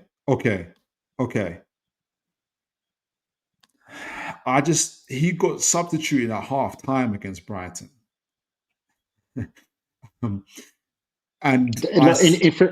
Sorry, yeah, you go ahead. Go on, Bobby. No, I was just reflecting on what Mitch said, and that's how Chelsea scored a goal, to be honest. What's that? Go on. Because the winger crashing in front of the back post, right? Yeah, and the cross coming in from the right. So I can see why Mitch is picturing that. And part of the key that Newcastle do is, so I'm imagining, I think the main thing we're going to see, obviously, is this congested kind of midfield. And, not midfield, well, it's being congested, very much congested in the midfield, and Newcastle having to try and unlock what's happening here. Part of the reason why he might play Joelinton, Eddie Howe, is his aerial ability. So the knockdowns as well is very, very key for us to progress the pitch up here. But I'm just hesitant. To think that it's going to need some craftsmanship here. I just don't know if Joelinton is the one for that. And when I saw Barnes, for instance, Barnes or Gordon, I'm going to go. Where is Barnes on here? Here we go. Barnes and Woltemade are really, I know it was against Bradford, but they really matched up well. I don't know how good Dedic is, because in these outside areas, Barnes isn't the greatest for me. This is the part where I'm like, if Barnes is on the outside, it's not great. Like he's not the greatest. But if you get him here on the inside and you got Ramsey instead, he loves it. So does Ramsey hold width? Because I remember him being fairly narrow as well. He's fairly narrow, but the chemistry, I'm thinking more about, so he will start off here, but if the ball progresses, for instance, neither Barnes or Ramsey want them out wide. But if for the sake of sacrificing himself for the greater good, Ramsey goes on the outside and allows Barnes to drop in inside here next to Woltemade. Because the key here then is isolating Arujo with Woltemade and Barnes, if you can, because you're going to see Rios trying to clear up this side at some points as well. But even talking to you guys about it, I think the best antidote then is Gordon. Is keeping Gordon, because you've already got that chemistry. Because you still got the flexibility of playing Ramsey on the outside, but more so you're going to see Gordon on the outside. And you're going to see Ramsey occupying Dedic and Rios. And Trippier here joining as well. I don't think we see Trippier that high up if he plays on the left. I think we see one of the midfielders sort of drop into that space, and then the Trippier, Botman and Thiaw sort of make up a back three. Trippier, Botman. With Kraft pushing on slightly to allow Murphy to join in a bit more. And then Trippier, Botman, Thiaw, or Miley comes around sort of more where Trippier is as the option back out. So kind of like this, is that right? No, if you put Miley sort of in and around, is that Sudakov? Yeah. Sort of there, and then Botman comes back in next to Thiaw, and Trippier drops back in to sort of make right. So I think we see more of that. So there's a lot of that. I like this. Miley, Woltemade, Gordon, Ramsey. A lot of technical ability down this left-hand side, I think, with the option of going on with Gordon, getting himself isolated with Dedic. And then you can get these situations where hopefully you can start to see balls getting into the box. Woltemade, Bruno, but we know Ramsey loves the back post, getting in like that. So I can see that. Shifting over to the right side, and eventually I will get to the chat, is I'm going to let Bobby take this one over because we've got his man. Tell me, Bobby, why do you love Murphy so much? And what do you think he can do against Benfica in this situation? When you need a fella with small, who can take advantage of small margins, to me, Murphy is one of the best in the league. Yeah. Now, I feel that we're overthinking this game. I am more worried for you about your game away at Fulham. It's just no. Fulham's at St. James's as well. It's at St. James's. It's at James's. We'll go 3 home games. Oh, it is. It's at home. Okay. Yeah, we'll go 3 home games in a row. Got it. Okay. So that's not that bad. But it's still going to be a tough game, right? Certainly tougher than Benfica. We lost last season against them at home. At home. Okay. Yeah. So I'd be careful because, I mean, you probably want the running power of Elanga for Fulham, so he might be better suited for that game, and Murphy for this one. So that selection does make sense. I like the box crashing idea as well, and he is probably the best at Euro wingers of finding a man in the box. Is that a fair comment? Absolutely. Well, that's how the goal game happened against Wolves, for instance. And then against Brighton, I need to see the goal again because Howe was talking about how it started from the back. I just remember the ball coming in. I don't know who got it to Bruno, but Bruno hit it one time to Miley, who was in this position. And then just got the ball off to Woltemade. I don't know if you saw Woltemade's goal, but it was fantastic. Oh man, that was different. Yeah. So you can already see those type of connections happening. So yeah. So sorry, I interrupted Bobby, but there's a potential for that essentially to be able to play like that.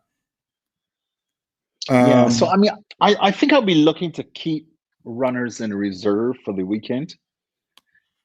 Just because they had a tough game on the weekend, right? And to go and blow it on Benfica now again this week for no reason doesn't make sense. We need momentum though.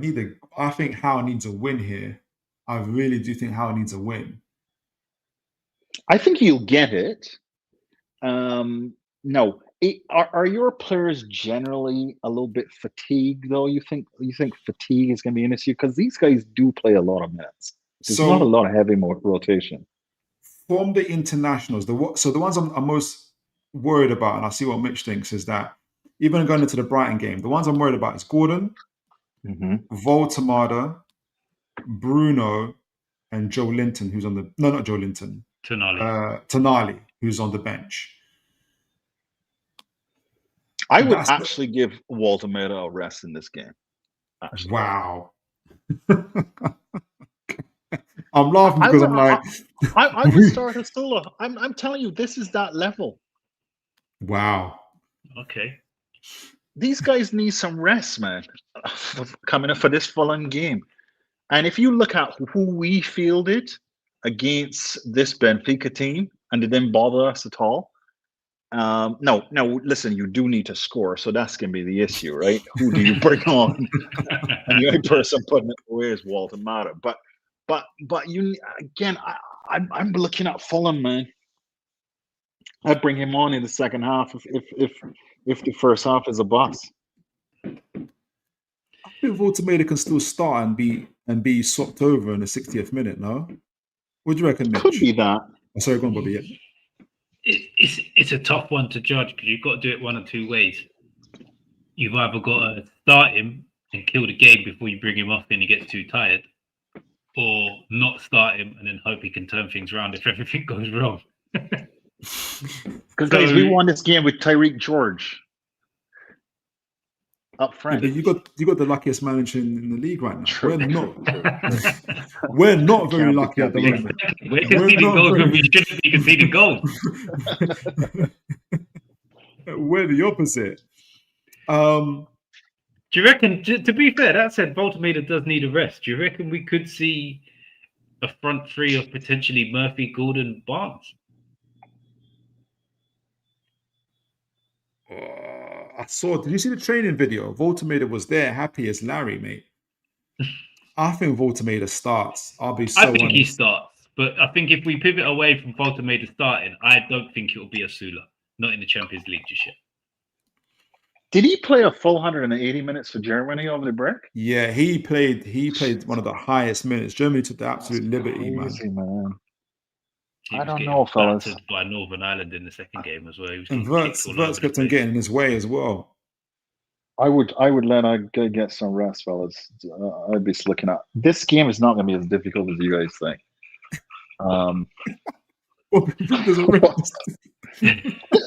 Put on screen. Look at our match against them, guys. No, seriously, look at the lineup we put out there.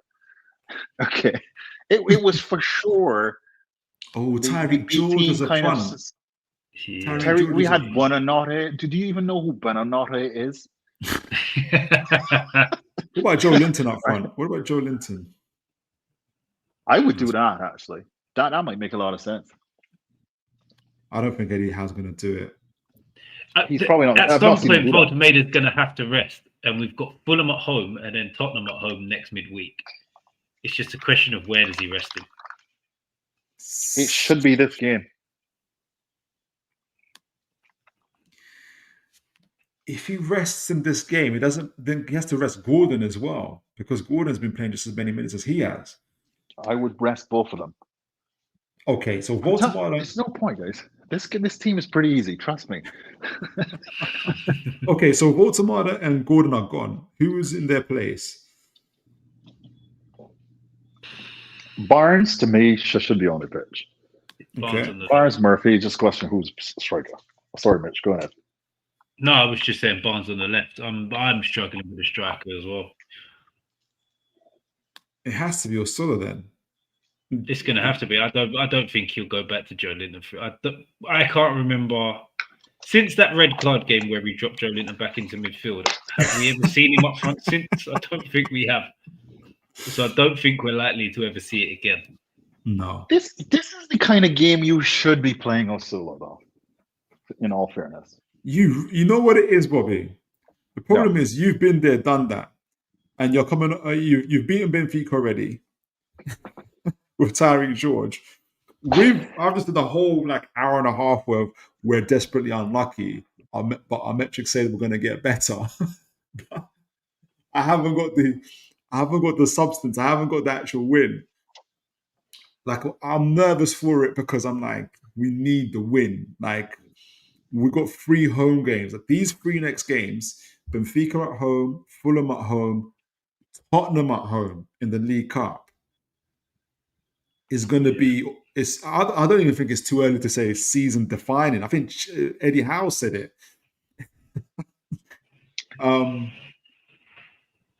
So you worried about this as a banana skin? Yes. I just think... You chase this game too hard, and to me, undermines the other two. So, but anyway, Eddie Howe will be seeing the performance data. He would know who's in the red zone, who's not. But I think this is an opportunity to rest some fellas and to give some of the youngsters a run out. Osula, so you could have Osula, Barnes. Who's the other guy? Murphy. For me, that's sufficient. But there's a rate. I'm laughing because you have no time for Benfica whatsoever. That would mean that we've made about how many changes? 1, 2, 3, 4, 5, 7. I think we made 8.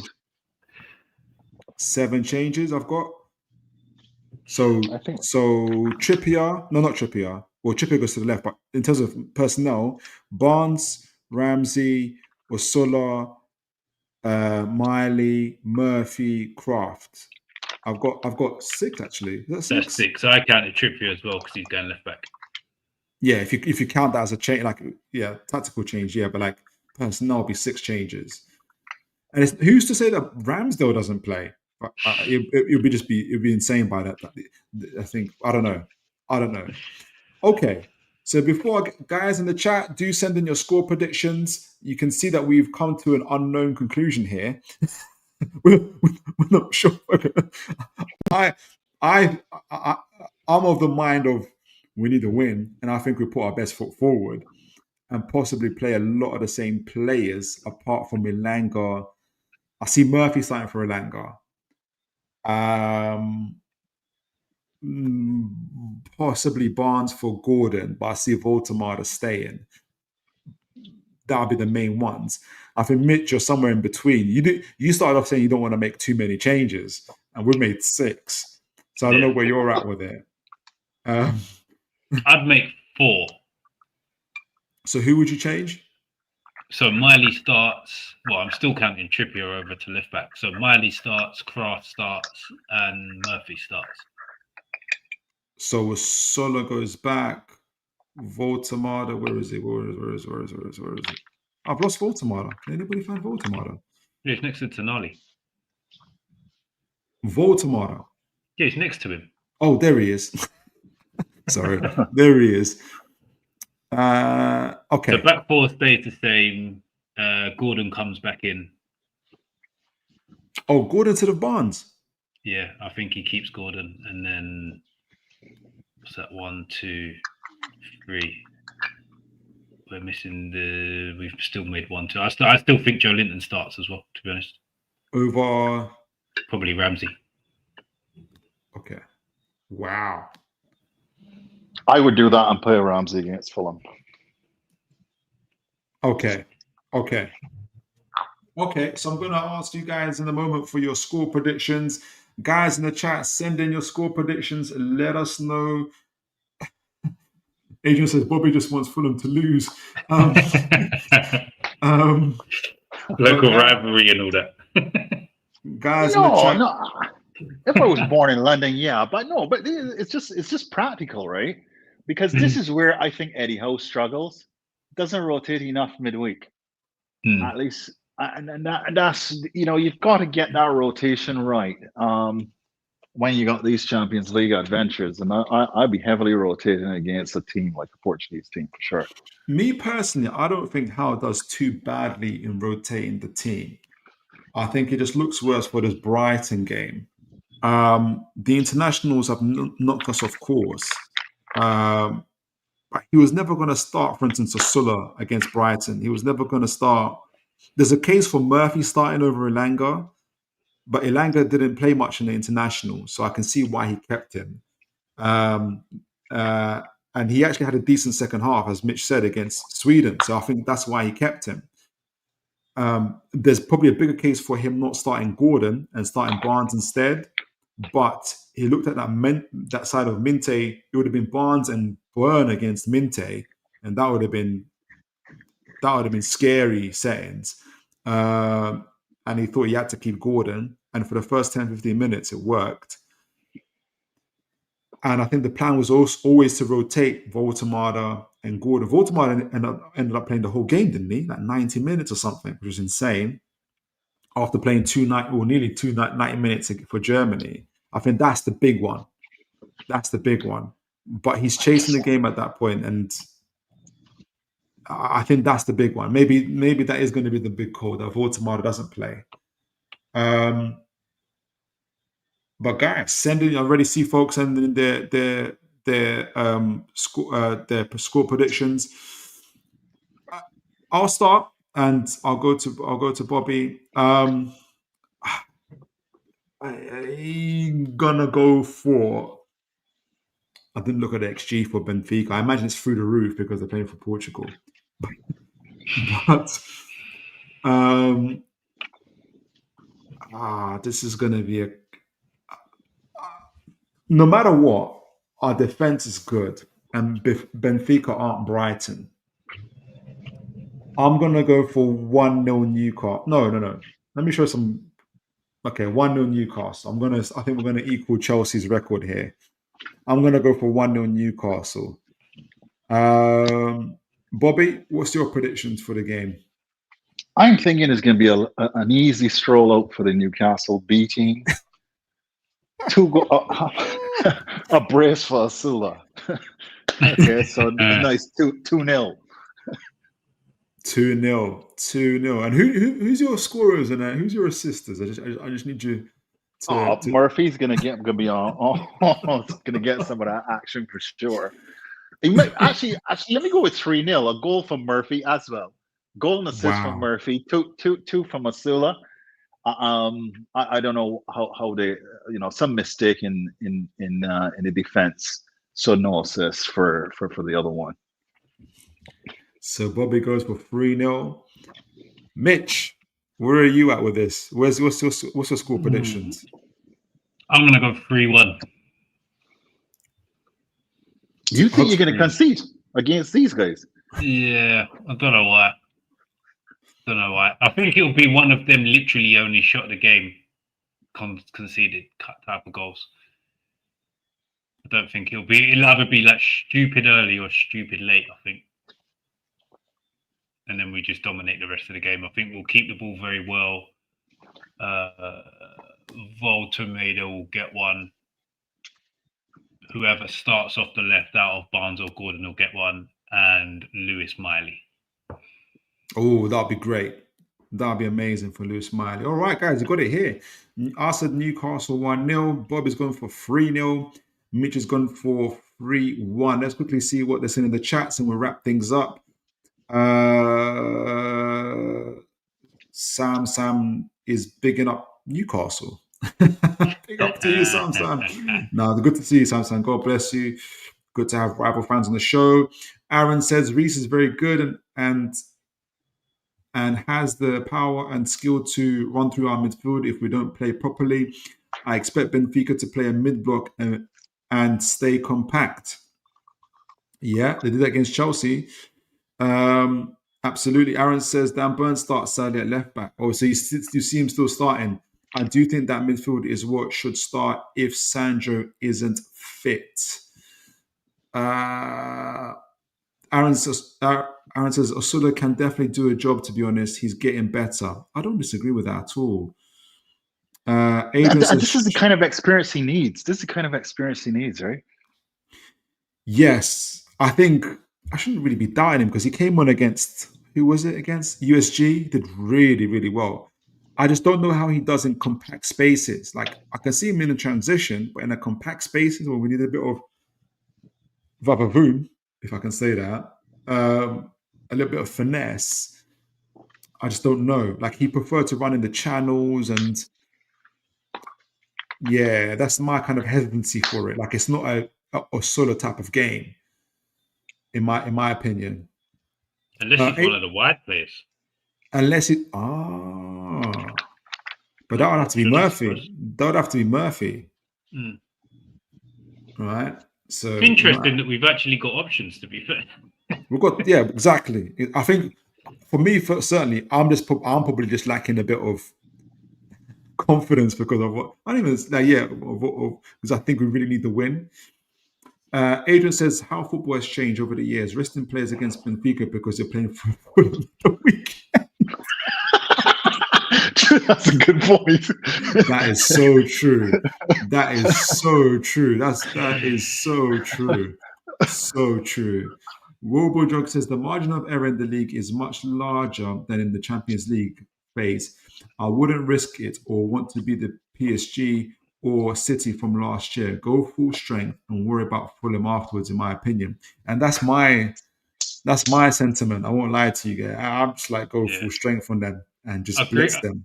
I agree on the last bit, but we've already used up quite a lot of our margin for error in the league in these early games. That's it. If we keep dropping points, we're playing catch up massively. And yeah, that's not a place where we need to be, I don't think. But what if we have a great 60 minutes, go 3 goals up with our full strength and we're able to rotate? Yeah, to be fair, 3 home games back to back means less travelling time. So if we can blow someone out of the water in the first half and make changes, then fantastic. Because we did that against USG. We played our full strength team against USG in Belgium. And we blew them out of the water and were able to make changes. Sorry, what happened in your second game? USG, we beat them 4-0 at Belgium. And then the other one? And the other one? Barcelona 2-1 to Barcelona at St. James's. Yeah, okay.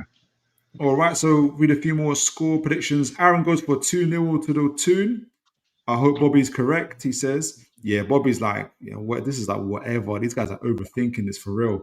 Light work, fellas. Light work. Listen. We Buonanotte, Garnacho, and George. You can tell which one of the three is used to playing in Europe, innit? Yeah, that's true. We don't know about these European games that much. Adrian goes for 2-1. How about 2-1 to Newcastle, Adrian? No, it's not. So good. Gordon and Pavlidis brace. So you're going for a 2-2. What? He's gone 2-1 Benfica, yeah. Oh my word, Adrian. Okay, fair enough. I hear you. Liam says 2-1 game for Ramsey to arrive. Yeah, I can see that. Oh, I got myself out there. Here we go. And final one from BT. Benfica have won only one of the last 9 away games against English teams in European competitions. I hate stuff like that. They worry me. We're that team. I watched the build up to the Brighton game, and it was like Danny Welbeck hasn't scored at the Amex since February. It's like, yeah, thanks. Danny Welbeck's scoring today now. What's wrong with you? I'm not. Sheesh. Mitch is even in a worse place than I am. Goodness gracious. All right, folks. Chat.